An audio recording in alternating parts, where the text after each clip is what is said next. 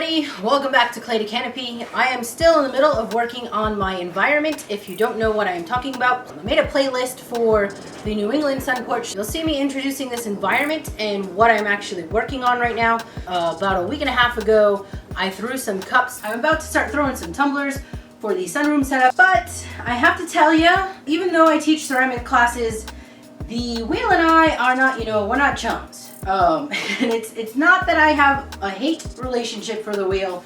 It's just that it's not one of my go-tos. I'm the kind of person who will make a mold that is designed to make multiples of something, and I'll make one of those pieces and destroy the mold. But then I'll go and make 1,500 tiles all completely by hand with hand texture because I like the idea of the uniqueness of it. For me, I gotta be honest, it's not really about the finished product. It's not about the cup I throw. For me, it's about the process in the making. And so I feel like for the pottery wheel, I got a little bored. So if you are a potter, please don't come for me. If you are a potter and you think that I'm doing this technique completely all wrong, don't come for me. I'm just gonna throw these things, and maybe in the process I will find a new love for the wheel, but I will hopefully have a series of tumblers that once they are nice and perfect off of the wheel, I'm gonna go ahead and mess up and make them look all completely unique. If you are new to this channel, please hit that subscribe button. It really helps me out. After throwing my pieces, I left them out uncovered overnight to get to the leather hard stage. Once they were at the leather hard stage, I went ahead and trimmed the bottoms before adding the texture.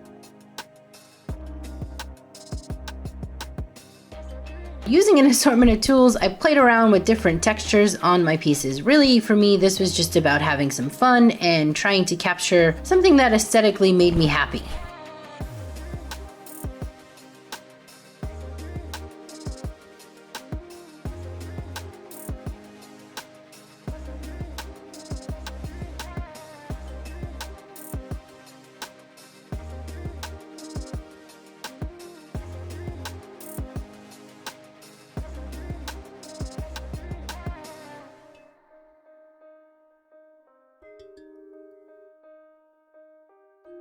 After I was done messing around, I had a couple sets that kind of went together. Ended up zeroing in on one texture that I really was happy with and kept my fingers crossed that those made it out through both firings okay. And which ones did I go with? Well, you're gonna have to stick around to find out.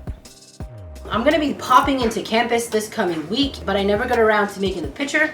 So today I'm gonna work on the picture. I think I'm gonna do 3 different versions of it. 2 of them are completely clear in my head. I sort of have an idea where I'm going.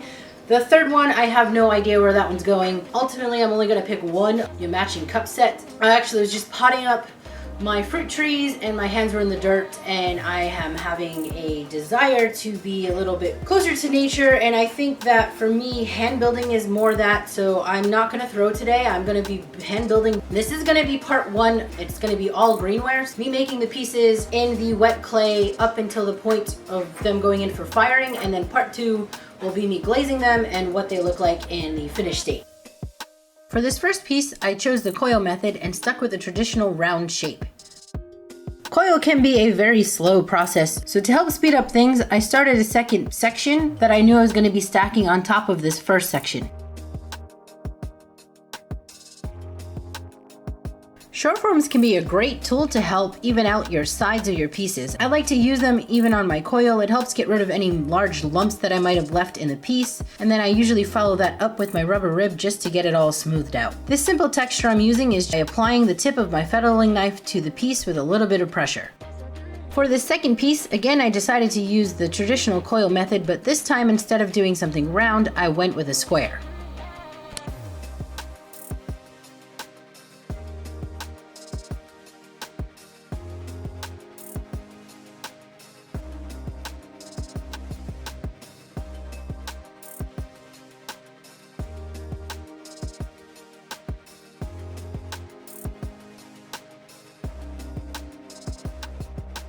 One of my favorite tools to use for texture has always been this cheapy 99-cent store brush. It applies a woody type texture. Depending on how much pressure you apply with it, you can either make it feel like bark or like an old weathered board.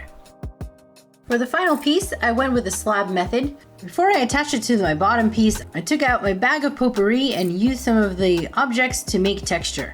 I really like buying these bags for this purpose because sometimes you can find seed pods in them that you cannot find out and about in nature. Depending on where you live, not all of these seed pods would be available to you. And seed pods for me make one of the greatest textures that you can get.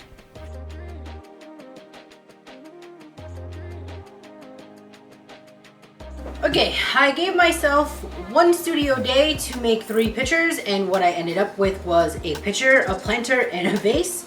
That's just how it went today. I need to move on to finishing some wood stuff tomorrow, and I'm going to conclude part 1 here. I hope you enjoyed this video. Please like, share, and subscribe if you have not done so already.